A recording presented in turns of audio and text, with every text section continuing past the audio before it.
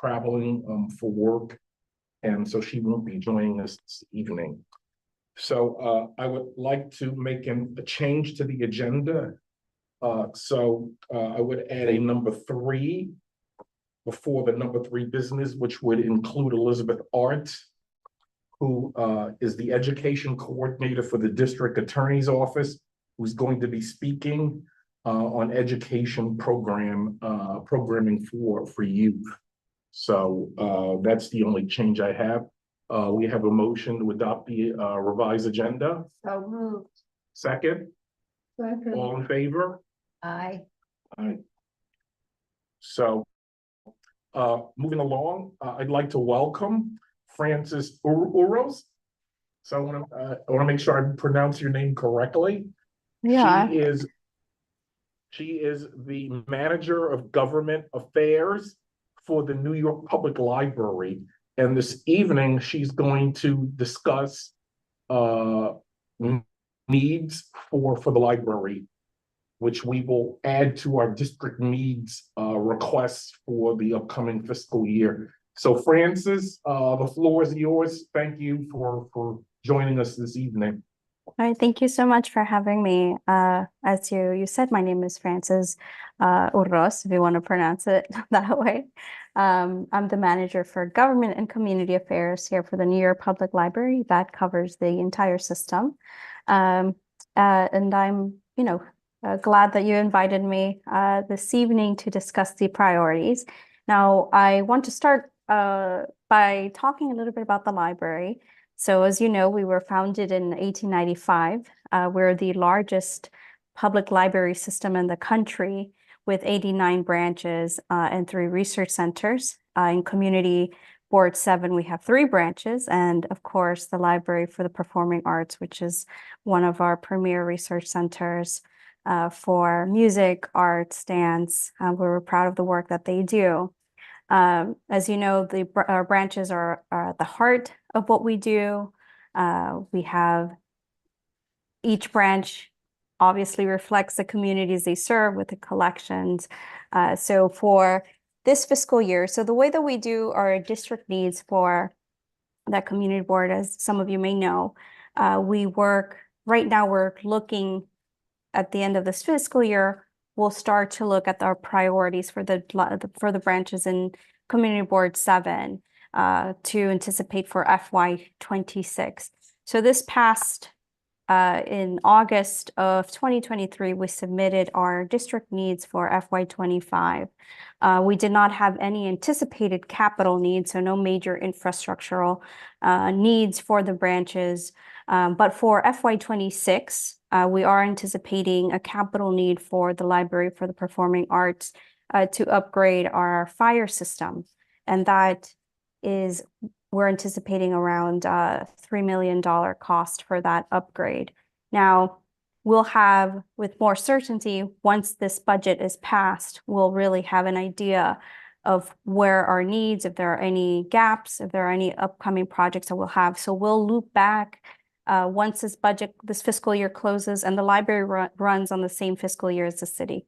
So once this fiscal year, we get the budget, hopefully earlier this year, we'll have a better idea of where we stand with our capital and expense needs.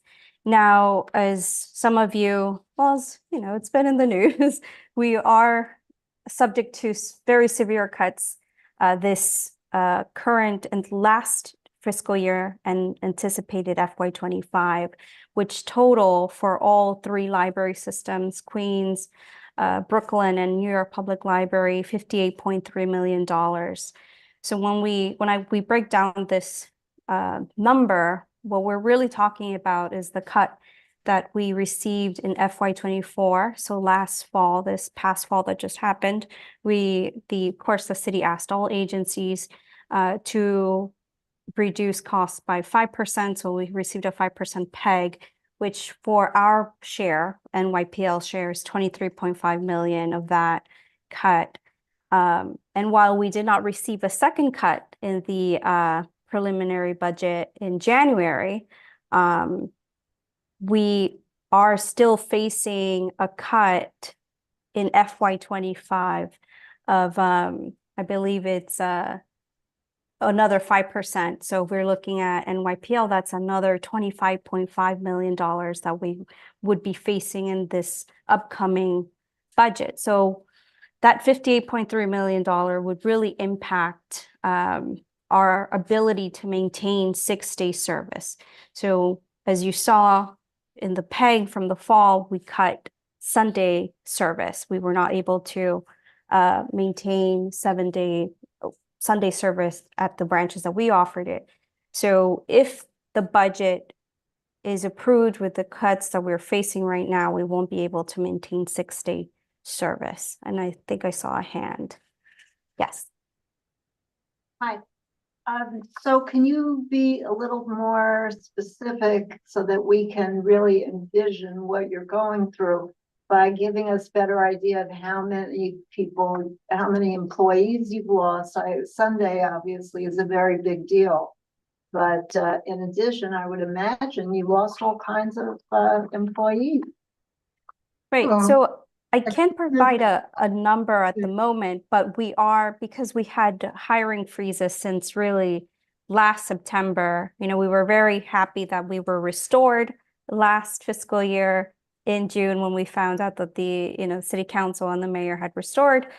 We decided to open our hiring process again, but then within that short period, 2-month time, we received that 5% PEG in FY24, which forced us to once again freeze hiring. So really what we're working with is reduced staffing.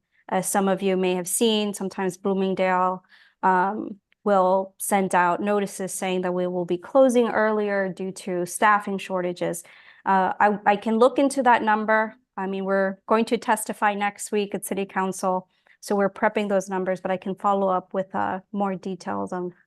And your question is for the libraries in your district, correct? Yeah, so I can follow up with those numbers. So really what we're asking for the community, yes, Blanche, yeah, go ahead. Were you finished with your presentation so we can lump the questions at the end of it? Would that be more helpful? Yes. Okay, fine. Yeah, Why don't you finish? Yeah, so what I was going to wrap up with really our needs to the community board, our ask is really to support the council and the mayor in asking for full restoration of our budget to the city council. So like I said, we'll be testifying to the city council next, I believe, Tuesday, the 21st. And that's really our last public testimony that we'll be offering before they begin final budget negotiations. And I think really that's all I had to say about where we are. Okay, Frances, the library has had a back and forth. You were cut, restored, cut again, and so on. I noticed in your report that you didn't make a request for any capital funding. Right. Is that why they cut you? No. So for FY25, which is the needs that we submitted for, so this upcoming fiscal year, when we looked at our needs in August, we did not have, that capital need. However, for this upcoming budget and district needs for the community board, we are anticipating a need for LPA, the Library for the Performing Arts, and that's to upgrade the fire system. So when the budget passes and is resolved, we'll have a better idea of where these gaps are. So when I mentioned the upgrades, it's really for FY26. So we're anticipating a need there. So the documents, just to clarify, make sure we're all on the same page, the documents I sent over were documents we submitted in August and September for the community boards, the libraries and the community boards district and budget needs. But we'll be updating our expense and capital request as soon as the budget closes this fiscal year. So just for clarification, so this, I think it was a $3 million, Francis, you mentioned for the capital to upgrade the fire system. That's for fiscal 2026, and That's correct. capital. Yes. And now the 25.3 million you're looking to restore, is that also for 2026 as well? So for And that's from operating. I just want to get it from capital and operating. So the $58.8 million the cuts that we're facing, that when we say 58.3 million, we're talking about all three library systems. I think we operate in that way.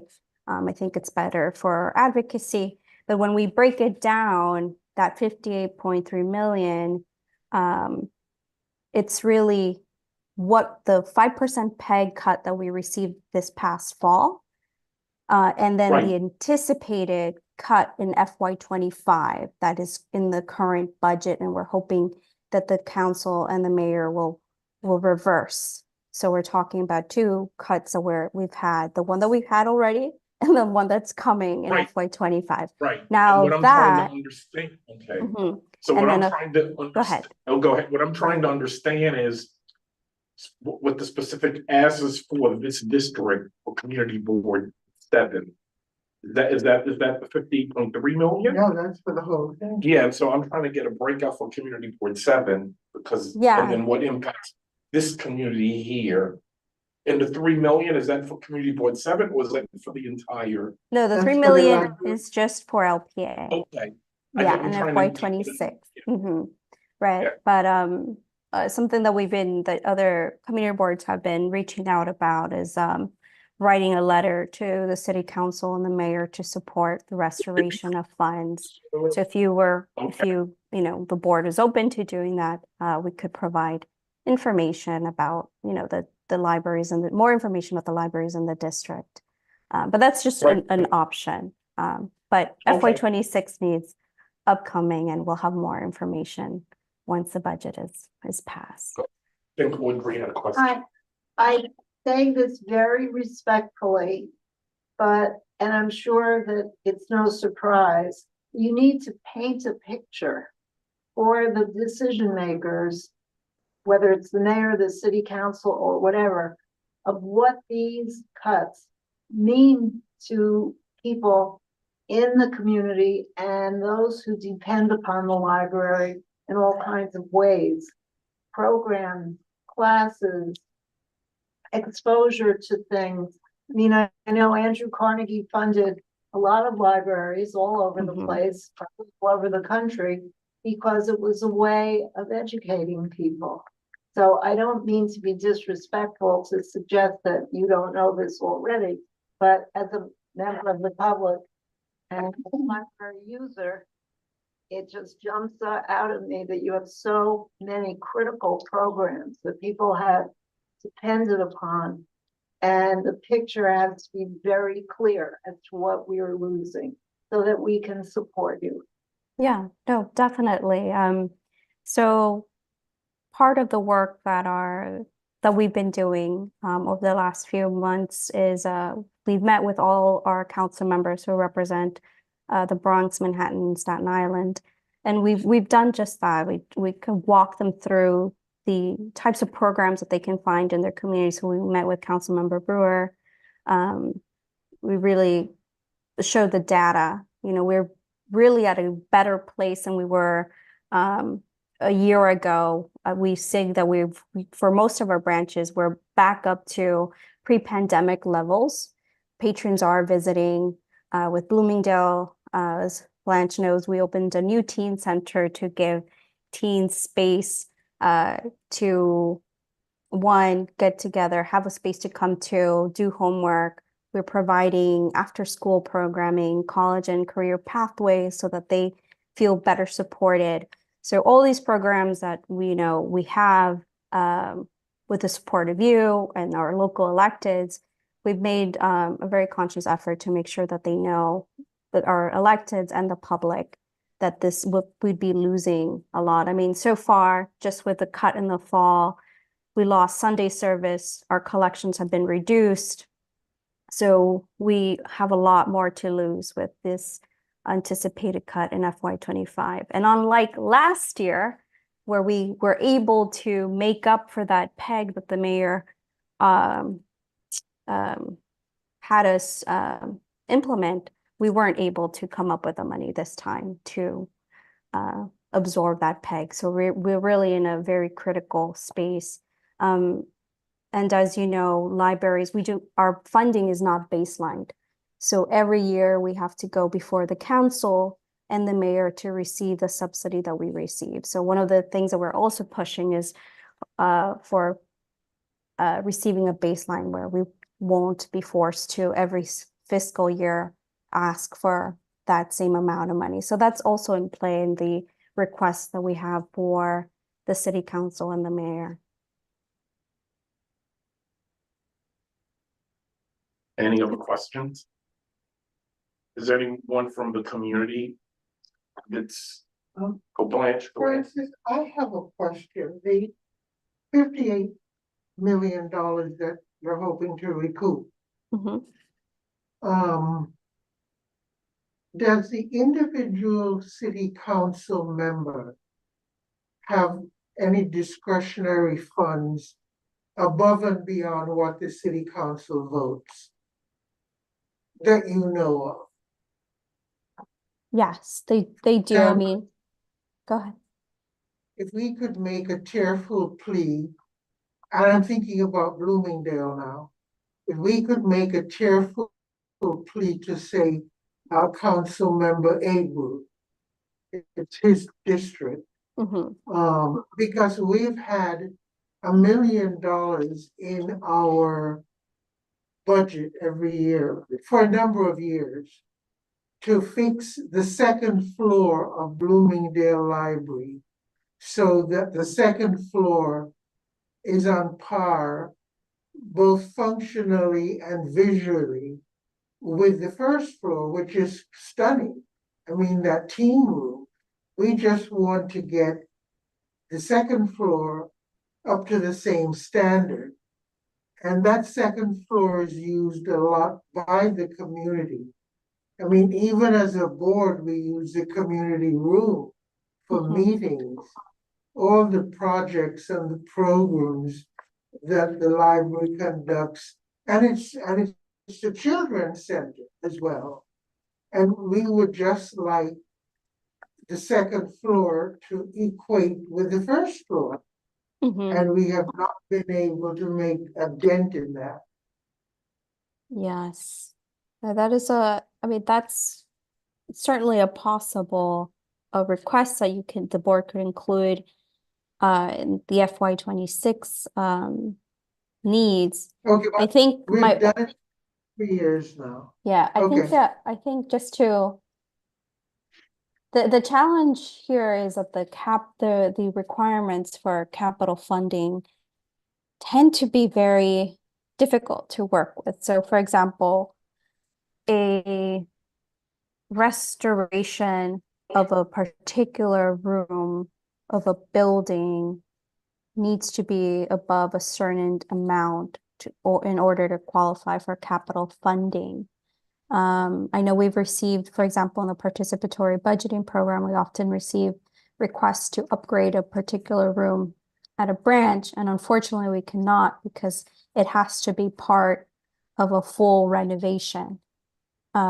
So that's really the challenge with capital funding. We would be able to do it with expense funding. It's more flexible in that way, but capital funding, there are a lot of rules around how we can use it. And I'm happy to follow up with our capital planning team and to get you just to reconsider this renovation of the second floor. But I think that's been our challenge, really, being able to meet the requirements of capital funding for the city. Yeah, and I can check back again, Blanche, what we've responded to you in the past, but I'm fairly certain really- that's the reason why it's been a challenge to do that. And I think in that way, sometimes the state has more flexibility with the funding that we receive from the state. That the state, We tend to have more luck doing projects like that with the state discretionary funding because they do have the ability to use expense funding for that. So that's something that we can also consider. okay, who would we approach in the state? I believe that's Assemblymember Rosenthal, but I can follow up. Was it Okay, no, it's Danny O'Donnell and he's. Oh, Danny incumbent. O'Donnell, right. I think he's going to retire at the end of this And soon. that- Yeah, Danny that's all. O'Donnell. Yes, you're right. Okay, so the state is a source. I never thought about that. Yeah, Okay. but it's very difficult to work with capital funding. We're very restricted in what we can do with it.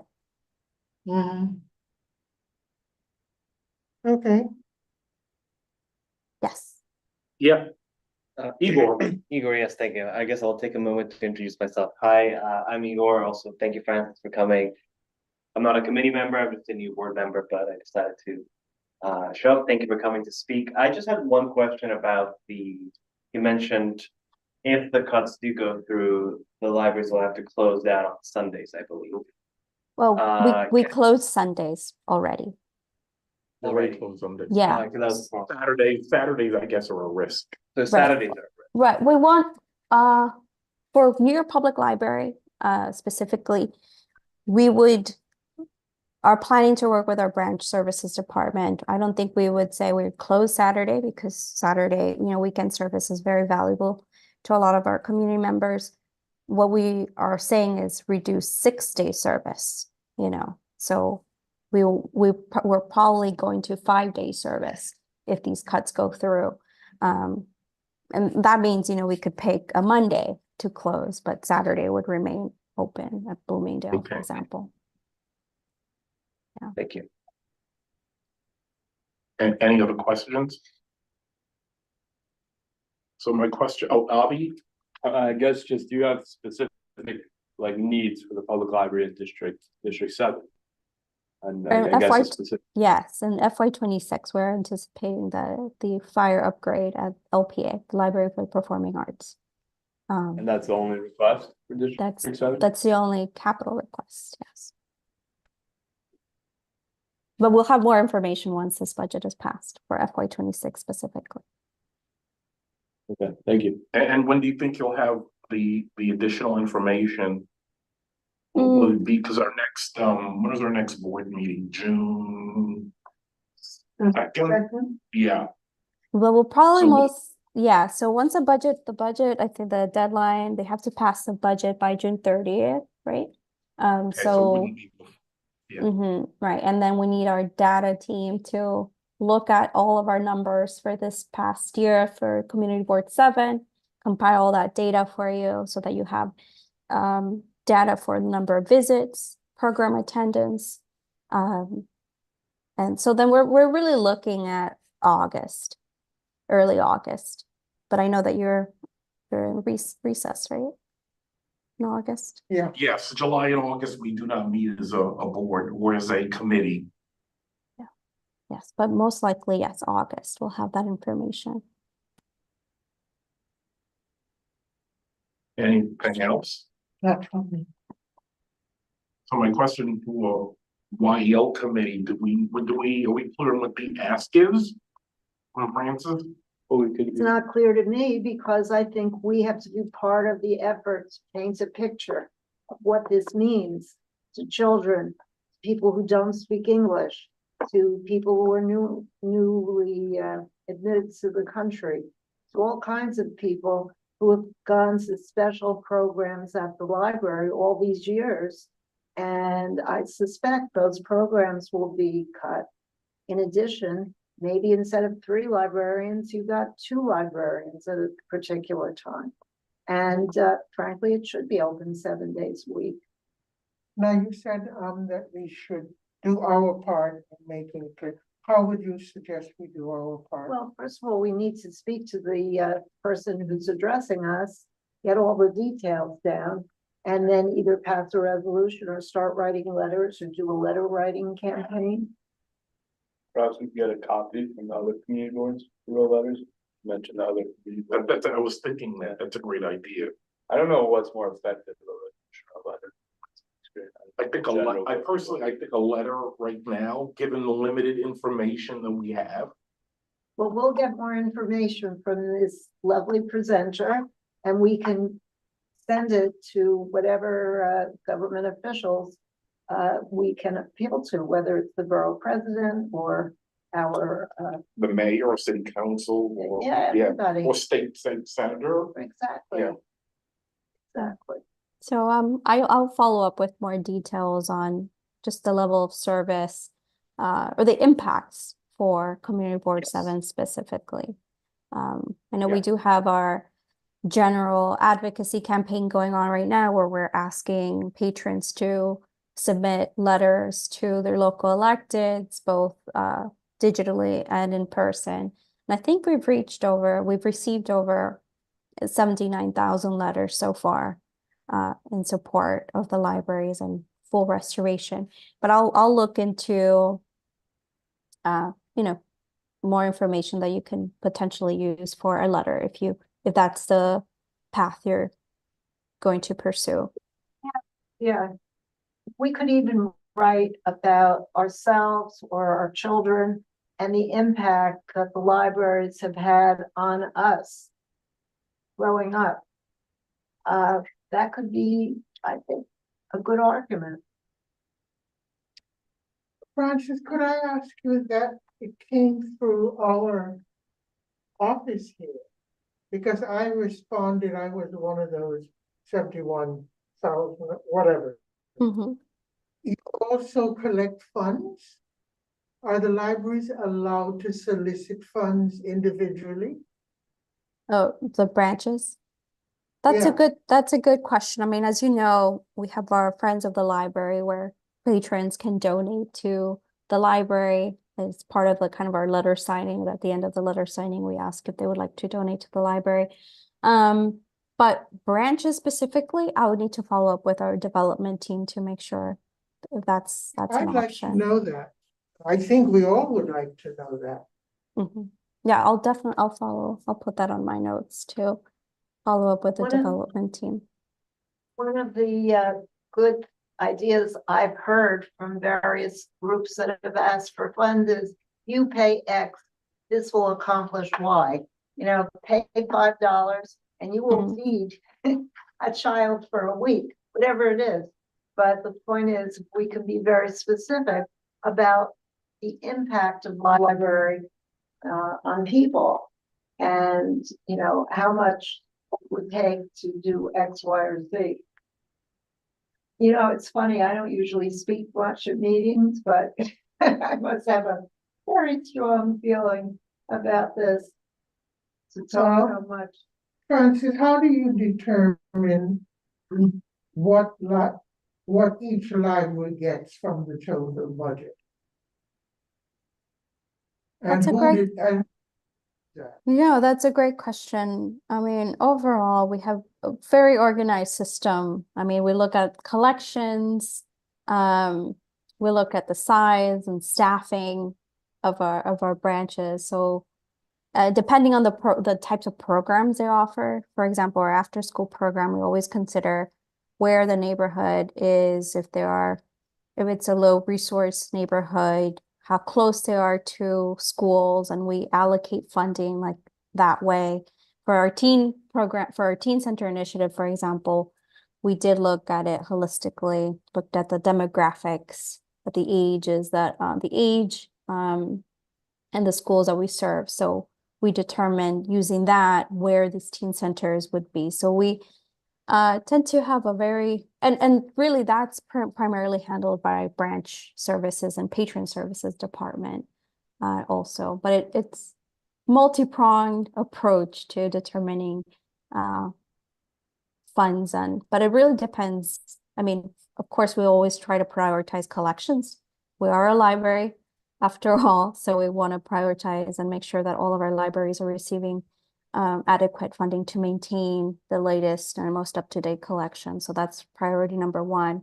And then we look at programming and the types of programs that we offer. Some programs require a little more funding than others, like after-school program, we're paying for pages and other folks who come in and tutor children. So that's other, but we work with our local electeds, private and public funding to make sure those programs are maintained. I know I did not provide you a clear answer, Blanche, but you know, I can look, if you want a more in the weeds answer, I can circle back with our branch services and get you something that's more satisfactory than what I'm giving you. So at least I am with what you're giving. I've learned a number of things I didn't know. Okay. Any other questions?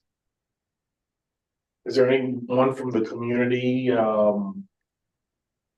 online wants to speak or ask a question? If not, we'll thank Frances for her time. Thank you, Frances. Thank you. Appreciate the time. Thank you. Appreciate everything you're doing for the New York Public Library.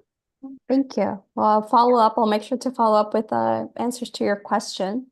And I'll be in touch in August. Thank you. All right, take care, everyone. Have a great Take care. evening.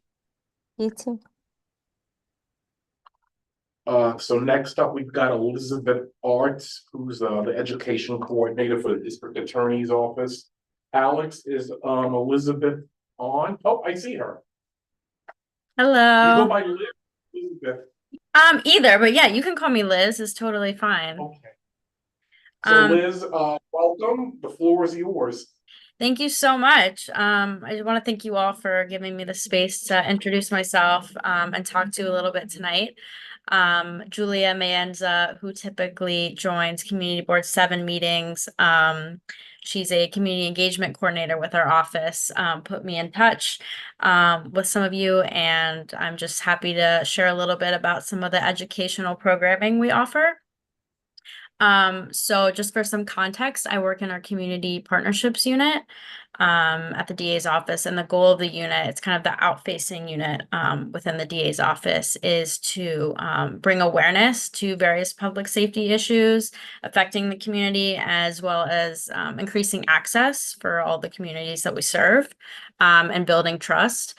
And I particularly am assigned to DOE districts 1 through 3. So CB7 falls within my area. And I'll be happy to attend these meetings regularly and kind of stay in the know what's happening.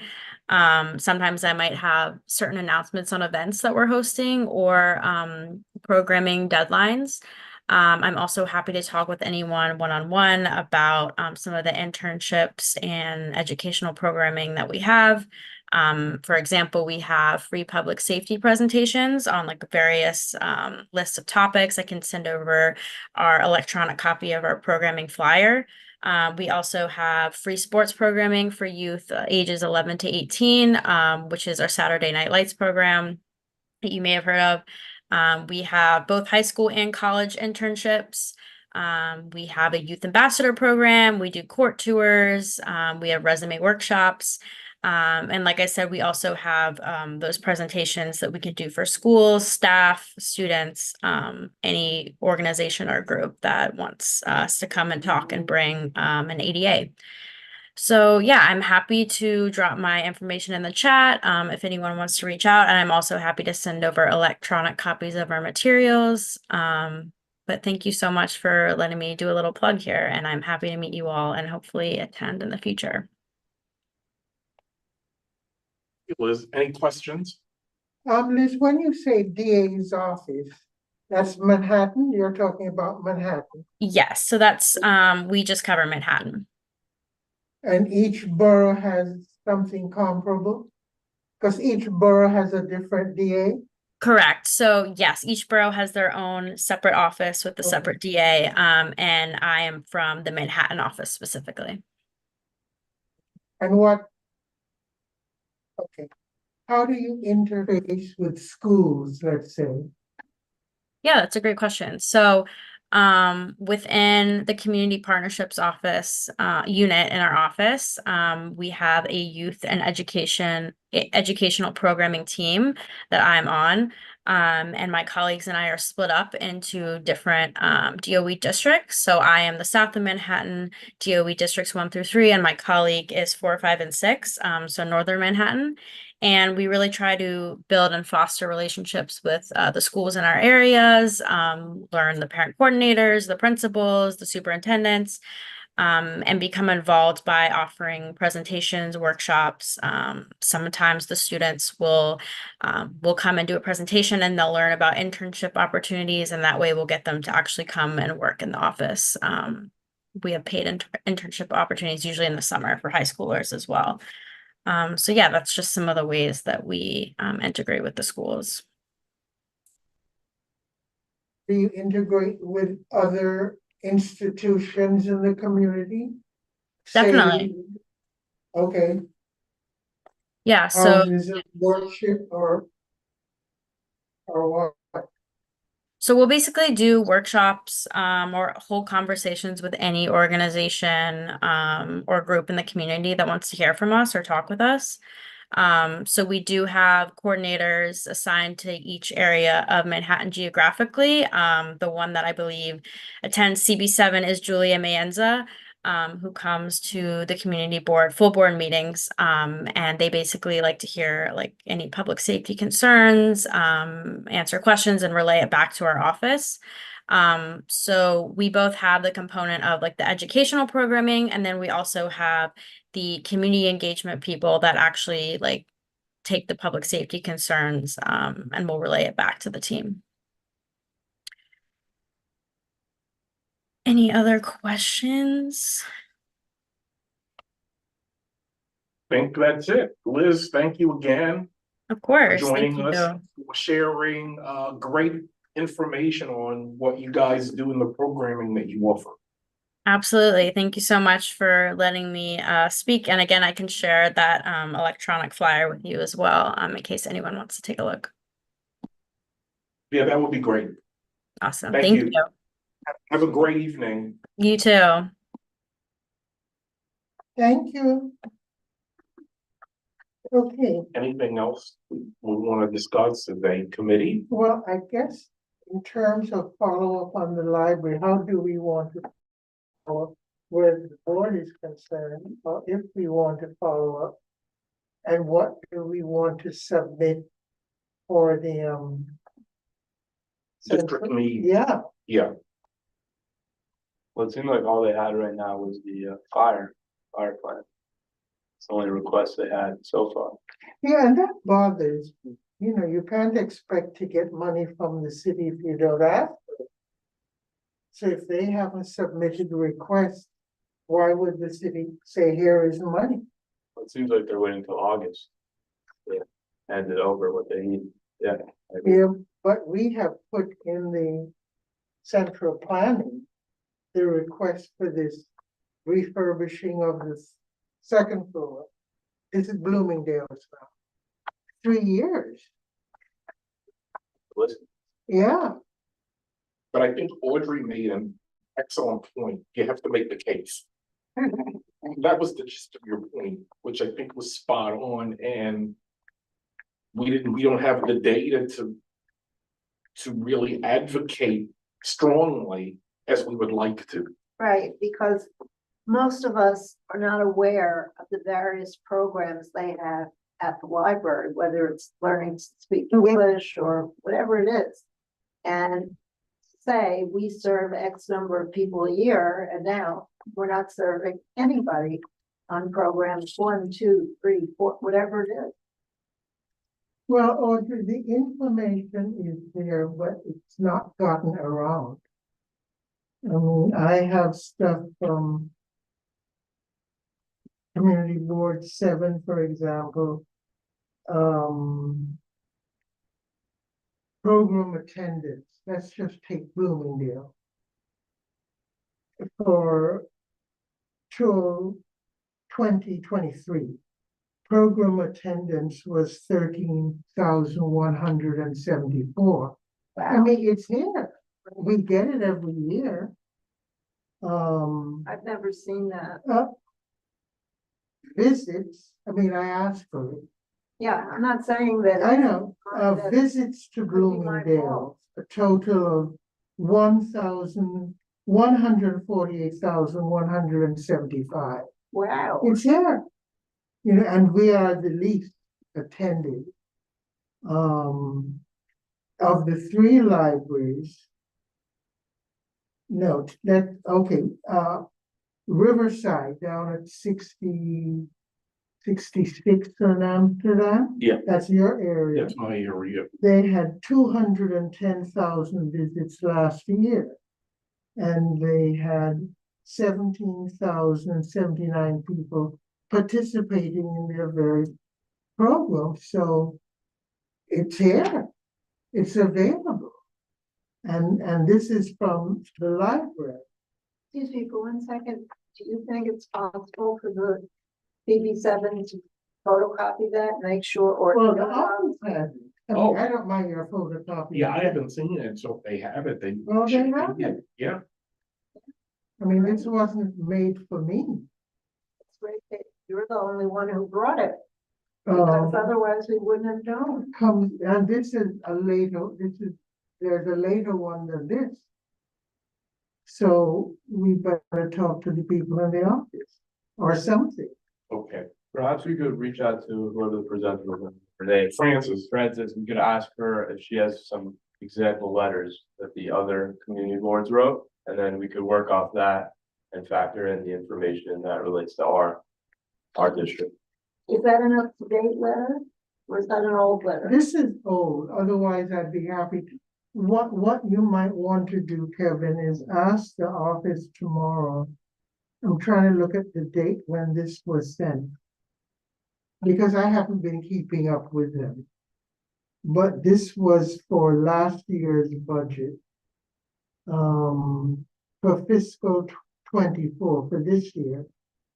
And there is a later one that they sent to the office, Okay, okay? and what's the title of that document?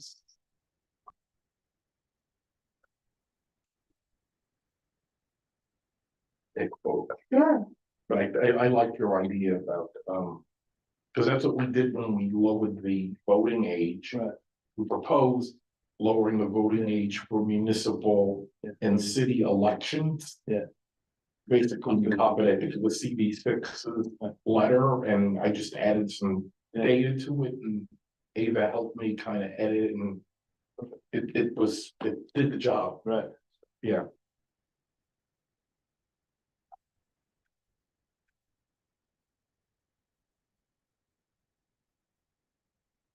When is the district need statement due? That's September? Yeah. Okay. I've always found this fascinating.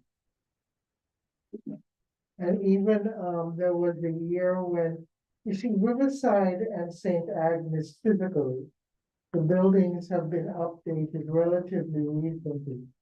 Bloomingdale's has had a bad shot because when they were redoing the building next door, the library was closed for months. But this is there. Yeah, so to kind of take what Audrey said, combine, do we want to do a letter and I don't- supported with That's, up-to-date data? that's up for discussion. Okay, And a letter to whom? well, that's, yeah, the letter, yeah. Is that something we want to talk about tonight, or we want Yeah.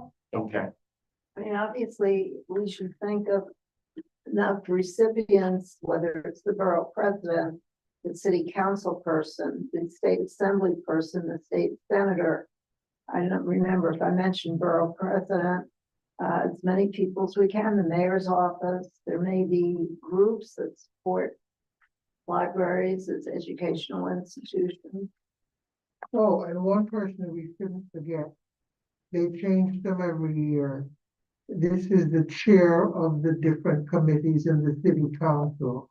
We have a new one who just came in. I forget her name, but we should get her name and make sure that anything we prepare, she gets. And she's the chair of what? the city council committee that is responsible for, amongst other things, education Got it. and libraries come under her as well. And I would be as bold as to say, I wouldn't have any objection to inviting her to a meeting. Okay, Rita Joseph, by any chance? Hmm? That's what I thought. Rita Joseph. The chair. Is that her? That's what I found online. Where is she? The Committee on Education. And anything else? In terms of committees? she's on city council. Yeah, City Okay. Council, yeah. What part of the city is she from? District 40. Which is where? Do we know? I think that's Brooklyn. Yeah, it's Brooklyn. I wouldn't go to court on that, but I thought she was from someplace lower Manhattan. But we should always include that person. I like the idea of inviting them.